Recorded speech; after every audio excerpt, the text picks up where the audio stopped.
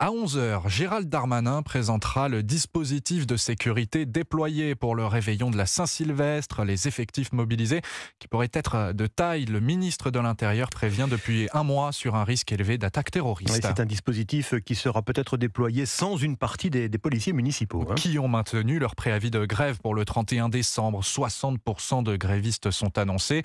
Ils demandent une revalorisation de leur salaire, mais aussi de leur retraite. Le problème, Jean-Baptiste Marty, c'est qu'il y a de nombreuses petites communes où il n'y a souvent que la police municipale pour assurer la sécurité pendant le réveillon. L'une des soirées, en plus, les plus tendues de l'année.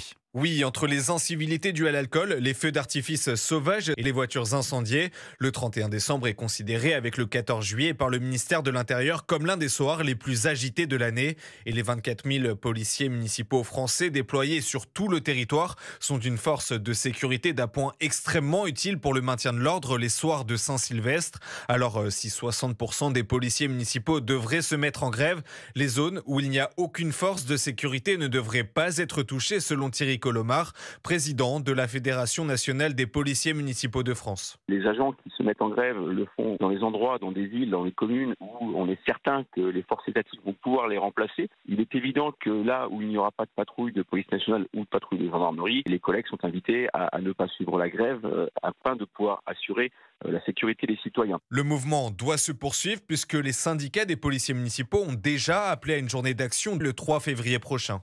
Les explications de Jean-Baptiste Marty. Noté, on l'a appris hier que la première ministre Elisabeth Borne passera le réveillon en Guyane auprès des forces françaises qui luttent contre l'orpaillage illégal.